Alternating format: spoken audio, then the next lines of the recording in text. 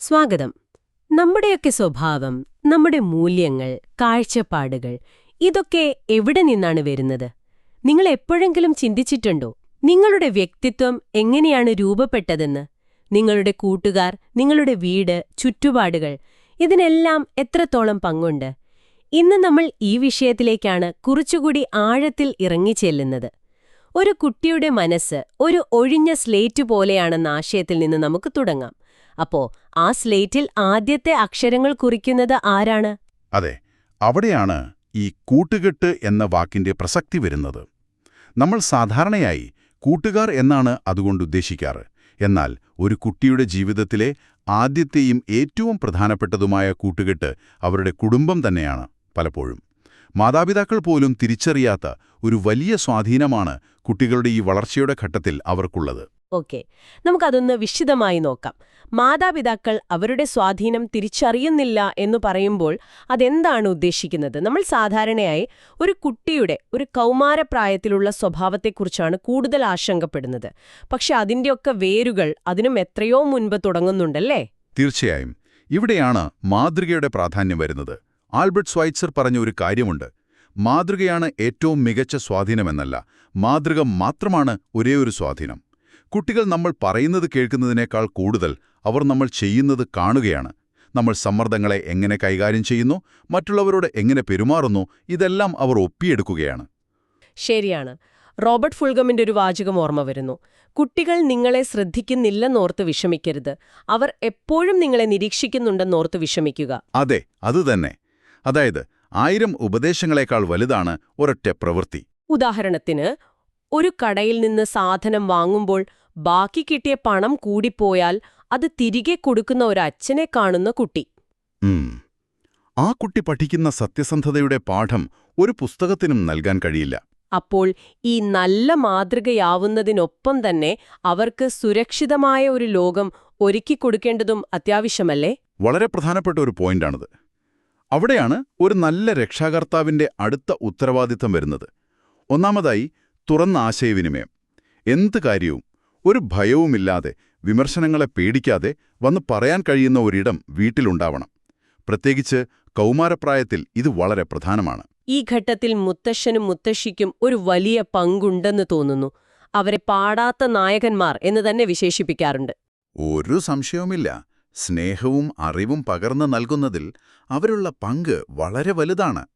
വിജയിച്ച വയസ്സ് പ്രാപ്തരായ ആളുകളിൽ ഏകദേശം 90% പേരും പറയുന്നത് തങ്ങളുടെ മൂല്യങ്ങൾ രൂപപ്പെടുത്തിയതിൽ മുത്തശ്ശനോ മുത്തശ്ശിക്കോ ഒരു പങ്കുണ്ട് എന്നാണ്.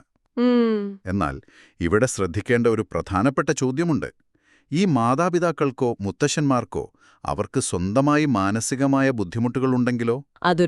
അതൊരു നല്ല ചോദ്യമാണ്. ഉദാഹരണത്തിന്, സ്ഥിരമായ നിഷേധാത്മക ചിന്തകളോ അല്ലെങ്കിൽ ഉത്കണ്ഠയോ ഉണ്ടെങ്കിൽ. അതെ, അങ്ങനെയാണെങ്കിൽ അവരുടെ നല്ല ഉദ്ദേശങ്ങൾ പോലും കുട്ടിയെ ചിലപ്പോൾ പ്രതികൂലമായി ബാധിക്കാം. അതുകൊണ്ട് കുട്ടിയെ വളർത്തുന്നവർ ആദ്യം സ്വയം മാനസികാരോഗ്യം ഉറപ്പുവരുത്തേണ്ടത് അത്യാവശ്യമാണ്. സ്വന്തം പ്രശ്നങ്ങൾ തിരിച്ചറിഞ്ഞ് അതിന് പരിഹാരം കാണണം. നമ്മൾ ഈ വിഷയത്തെ ഇന്നത്തെ കാലഘട്ടവുമായി ബന്ധിപ്പിക്കുകയാണെങ്കിലോ കാര്യങ്ങൾ കുറച്ചുകൂടി സങ്കീർണമാണല്ലേ? ഇന്നത്തെ കുട്ടികൾ വളരുന്നത് മുൻ തലമുറകളിൽ നിന്ന് വളരെ വ്യത്യസ്തമായ ഒരു ലോകത്താണ്. അതെ, തീർച്ചയായും. ഇന്നത്തെ യുവതലമുറ നേരിടുന്ന വെല്ലുവിളികൾ പലതാണ്. ഒന്നാമത്തേത് ഈ വിവരങ്ങളുടെ ഒരു പ്രളയം തന്നെയാണ്. സോഷ്യൽ മീഡിയയിലൂടെയും ഇന്റർനെറ്റിലൂടെയും ശരിയും തെറ്റും തിരിച്ചറിയാനാവാത്ത വിധം വിവരങ്ങൾ അവരിലേക്ക് എത്തുന്നു. അതോടൊപ്പം തന്നെ വിജയിക്കാനുള്ള ഒരു വലിയ സമ്മർദ്ദവും. പഠനത്തിലും ജോലിയിലും ജീവിതത്തിലുമൊക്കെ മികവ് പുലർത്താനുള്ള ഒരു കടുത്ത സാമൂഹിക സമ്മർദ്ദം. ശരിയാണ്.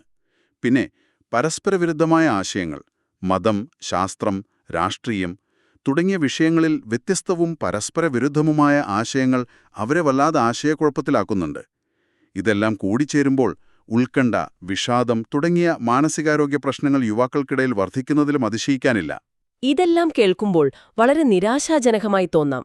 പക്ഷേ ഇതിനൊരു മറുവശമില്ലേ? സാമൂഹിക വിഷയങ്ങളിൽ കൂടുതൽ ഇടപെടുന്നുണ്ട്, പുതിയ സംരംഭങ്ങൾ തുടങ്ങുന്നു, സാങ്കേതികവിദ്യയിൽ അസാമാന്യമായ കഴിവ് പ്രകടിപ്പിക്കുന്നു. അതെ, അതുകൊണ്ട് തന്നെ യുവതലമുറയെ ഒന്നടങ്കം ഒരുപോലെ കാണാൻ സാധിക്കില്ല. അവർ ഒരേ സമയം വെല്ലുവിളികളെയും സാധ്യതകളെയും അഭിമുഖീകരിക്കുന്നുണ്ട്. അപ്പോൾ ഇതിൽ നിന്നെല്ലാം നമ്മൾ എന്താണ് മനസ്സിലാക്കേണ്ടത്? ഒരു രക്ഷാകർത്താവിന് അല്ലെങ്കിൽ ഒരു യുവതിക്കോ യുവാവിനോ ഇതിൽ നിന്ന് എന്ത് പാഠമാണ് ഉൾക്കൊള്ളാനുള്ളത്? രക്ഷാകർത്താക്കൾക്കുള്ള സന്ദേശം ഇതാണ്: കുട്ടികൾക്ക് ലോകത്തെ നേരിടാനുള്ള ഒരു ആന്തരിക ശക്തി നൽകുക. ഡോക്ടർ ലൂയിസ് ഹാർട്ട് പറഞ്ഞതുപോലെ, നമ്മൾ നമ്മുടെ കുട്ടികളെ രൂപപ്പെടുത്തിയില്ലെങ്കിൽ അവരുടെ രൂപത്തെക്കുറിച്ച് ശ്രദ്ധയില്ലാത്ത ബാഹ്യശക്തികൾ അവരെ രൂപപ്പെടുത്തും. ആ ബാഹ്യശക്തികളെന്ന് പറയുന്നത് ഒരുപക്ഷെ സോഷ്യൽ മീഡിയയോ അല്ലെങ്കിൽ തെറ്റായ കൂട്ടുകെട്ടുകളോ ആകാം. അതെ. പിന്നെ ഈ ഏറ്റവും നല്ലത് നൽകുക എന്നതിനർത്ഥം വില കൂടിയ കളിപ്പാട്ടങ്ങളോ വസ്ത്രങ്ങളോ നൽകുക എന്നല്ല. മറിച്ച് നല്ല മൂല്യങ്ങളും ശരിതെറ്റുകൾ തിരിച്ചറിയാനുള്ള കഴിവും നൽകുക എന്നതാണ്. ഇനി യുവാക്കളോടുള്ള സന്ദേശം, അത് ഒരുപക്ഷെ വാറൻ ബഫറ്റിന്റെ വാക്കുകളിൽ പറയാം: നിങ്ങൾ സഹവസിക്കുന്ന ആളുകളുടെ ദിശയിലേക്ക് നീങ്ങും. അതായത്, നിങ്ങളുടെ കൂട്ടുകെട്ടുകൾ ശ്രദ്ധയോടെ തിരഞ്ഞെടുക്കുക. ഇത് വളരെ പ്രധാനപ്പെട്ട ഒരു കാര്യമാണ്. നിങ്ങളുടെ സുഹൃത്തുക്കളായാലും, നിങ്ങൾ വായിക്കുന്ന പുസ്തകങ്ങളായാലും, നിങ്ങൾ കാണുന്ന മീഡിയ ആയാലും, നിങ്ങളെ തളർത്തുന്നവരെയല്ല, വളർത്തുന്നവരെ കൂടെ നിർത്തുക. പ്രത്യേകിച്ച് അവധിക്കാലം പോലുള്ള സമയങ്ങളിൽ അലസമായ മനസ്സ് ചെകുത്താന്റെ പണിപ്പുരയാണ് എന്നൊരു ചൊല്ലുണ്ടല്ലോ. ഉണ്ട്. ആ സമയങ്ങളിൽ ക്രിയാത്മകമായ കാര്യങ്ങളിൽ ഏർപ്പെടേണ്ടത് വളരെ അത്യാവശ്യമാണ്. ശരിയാണ്.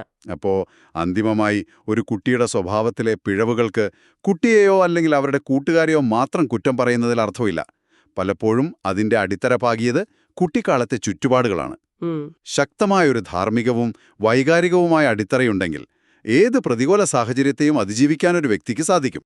അതെ, നമ്മൾ തുടങ്ങിയത് ഒരു കുട്ടി താൻ സഹവസിക്കുന്ന കൂട്ടായ്മയിലൂടെ വളരുന്നു എന്ന ആശയത്തിലാണല്ലോ.